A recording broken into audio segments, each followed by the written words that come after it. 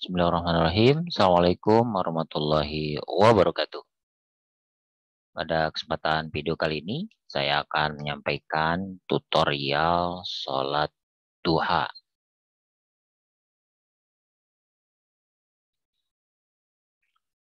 Teman-teman sekalian, paling tidak ada 3 poin yang akan saya sampaikan terkait dengan keutamaan sholat duha, tata cara sholat duha, dan doa setelah kita melaksanakan sholat duha.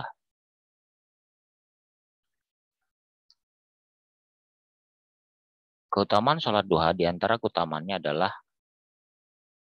hadis Rasulullah SAW ketika Nabi Muhammad SAW berwasiat kepada sahabat Abu Hurairah radhiyallahu anhu dalam hadis yang diriwayatkan oleh Imam Al-Bukhari, "Ausani Khalili sallallahu alaihi wasallam bisalasin."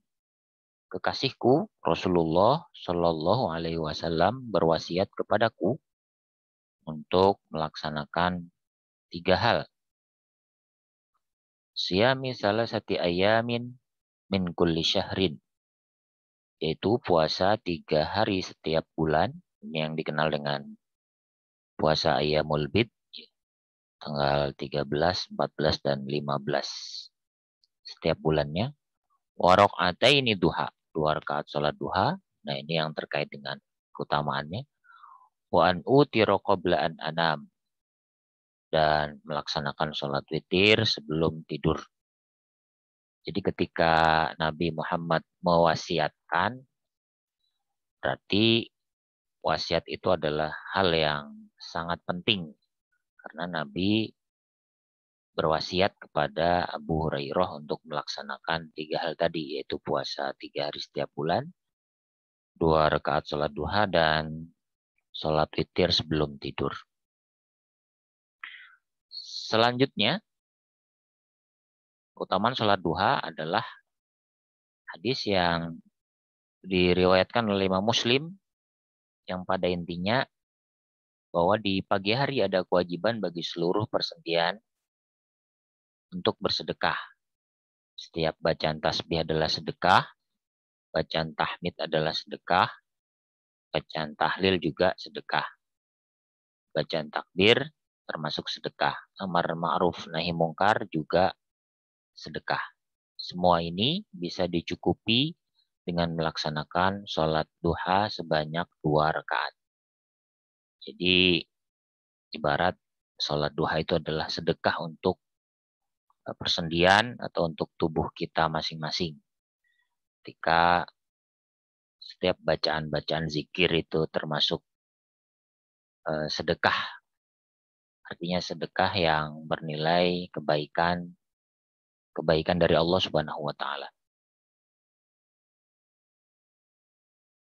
Selanjutnya, keutamaan sholat duha juga bahwa dosa-dosa akan diampuni oleh Allah. Rasulullah bersabda, "Man hafadha ala subhatid duha ghufirat zunubuhu wa in kanat aqsara min zabadil bahri." Barang siapa menjaga sholat duha, maka Allah akan mengampuni segala dosanya, walaupun sebanyak buih di lautan. Jadi orang yang konsisten, istiqomah melaksanakan sholat duha, mudah-mudahan dosa-dosanya akan diampuni oleh Allah Subhanahu wa taala berdasarkan hadis tersebut. Berikutnya akan dicukupi Allah. Dicukupi di sini maksudnya adalah dicukupi keperluan, dimudahkan, ditentramkan hatinya, dan dilancarkan jalan untuk memperoleh rezeki pada hari itu. Ini hadis qudsi yang diriwayatkan oleh Imam At-Tirmizi, yang disampaikan oleh Rasulullah SAW. Allah Subhanahu wa taala berfirman, "Wahai anak Adam, janganlah engkau tinggalkan 4 rakaat sholat di awal siang atau di waktu duha. Maka itu akan mencukupimu di akhir siang." Jadi Allah Subhanahu wa taala akan mencukupi siapa saja orang yang istiqomah melaksanakan sholat duha. Dicukupi rezekinya, dimudahkan jalan untuk memperoleh kebaikan-kebaikan, memperoleh rezeki yang Allah bagikan kepada hamba-hambanya pada hari itu. Nah, kemudian kapan waktu sholat duha? Ini para ulama ada beberapa pendapat, namun yang utama adalah sabda Rasulullah Sallallahu Alaihi Wasallam yang bersumber dari sahabat Zaid bin Arqam radhiyallahu anhu, bahwa Zaid bin Arqam melihat sekelompok orang yang sedang melaksanakan sholat duha. Kemudian ia berkata, mereka mungkin tidak tahu bahwa selain waktu yang mereka kerjakan ini ada yang lebih utama. Kemudian Rasulullah Shallallahu Alaihi Wasallam bersabda, sholat awabin ini sholat yang dilakukan atau sholat yang dirutinkan oleh orang-orang yang bertaubat. Sholat awabin ini bisa diartikan orang yang melaksanakan sholat duha. Ya. Sholat awabin hendaknya dikerjakan ketika anak unta merasakan terik matahari. Nah, berdasarkan hadis ini, utamanya adalah ketika anak-anak unta itu merasakan panasnya matahari, berarti sudah rada siang. Meskipun kebolehannya itu di beberapa kitab fikih itu diterangkan bahwa sholat duha itu boleh dilaksanakan setelah terbitnya matahari kurang lebih 15 atau 20 menit. Bagaimana cara tahunya?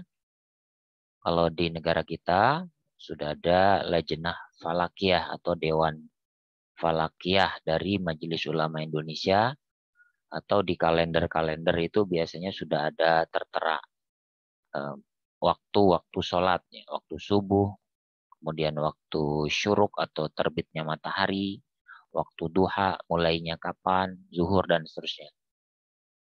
Jadi, sebagian ulama mengatakan ada yang beberapa saat setelah waktu syuruknya matahari. Artinya waktu syuruk itu waktu dibolehkannya sholat isyrok. Ya, sholat 2 rakaat sesaat setelah matahari terbit. Nah, itu waktu kebolehannya. Sampai kapan? Sampai menjelang waktu zuhur, ya, sekitar jam setengah 12, ya setengah 12-an.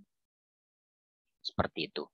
Jadi kebolehan waktu melaksanakan sholat duha ya sekitar jam setengah 7 atau jam 7, dan utamanya adalah ketika matahari sudah agak panas, ya. Kalau dalam hadis lain itu diterangkan ketika matahari setinggi tombak.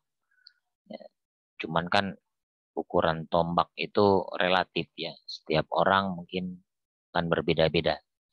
Nah, gampangannya sekarang kita kan ada waktu yang sudah tertera di kalender kita, tinggal dilihat saja kapan waktu syuruk atau terbitnya matahari, lebihin saja 15 atau 20 menit setelah itu sudah boleh melaksanakan sholat duha sampai menjelang waktu zuhur. Jadi waktunya panjang.